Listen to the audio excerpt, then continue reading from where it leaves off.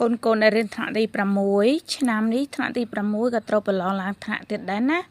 ឡូវមករៀនធ្វើលំហាត់នេះទាំងអស់គ្នាគ្រាន់លោកប្រយ័ត្នគេចេញចាគេថាពីមុនប្រេង1លីត្រថ្លៃ 4000 រៀលឥឡូវឡើងថ្លៃ 5400 រៀលតើប្រេងឡើងថ្លៃប៉ុន្មានភាគរយគេសួរចេញជាភាគរយគេឡើងបានប្រមាណភាគរយប្រេងហ្នឹងចាអញ្ចឹងដើម្បីរកដំបូងគឺកូនត្រូវដឹងចំនួនថ្លៃដែលគេត្រូវឡើងសិនចារកថ្លៃដែលគេតឡើងសិនណាចារកថ្លៃដែលគេចឹងដើម្បីរកថ្លៃដែលគេឡើងគឺយើងយកអាគេឡើងហ្នឹងដកតម្លៃពីមុនចាតម្លៃលក់ឥឡូវគឺ 5400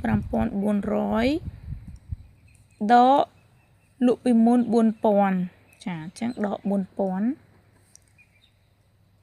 ដកទៅគឺនៅសល់ប៉ុន្មាននេះធ្វើជឿឈរនៅខាងនេះចាអញ្ចឹង 5400 ដក 4000 រៀលចា0041ចាអញ្ចឹងគេតំណាងថ្លៃ 1400 រៀលអញ្ចឹងយើងអាចរកភាគរយបានអត់ចារកបានអញ្ចឹងយើងដាក់មករកភាគរយដើម្បីរកភាគរយដែលប្រេងឡើងថ្លៃគឺយើងរកយើងយកប្រាក់ដែលគេដំឡើងហ្នឹងនេះប្រាក់ដែលយើងរកឃើញហ្នឹងធៀបទៅនឹងតម្លៃលក់ពីមុននេះធៀបទៅនឹងតម្លៃលក់ពីមុនហើយយើងគុណនឹង 100% ឬក៏យើងធ្វើភាគបែងស្មើ100ក៏បានឬធ្វើតាមសមាមាត្រក៏បានដែរអញ្ចឹងការបដូរទៅភាគរយហ្នឹងគឺយើងមាន3របៀបតោះអញ្ចឹងយើងយក 1400 ធៀបនឹងតម្លៃលក់ពីមុន 4000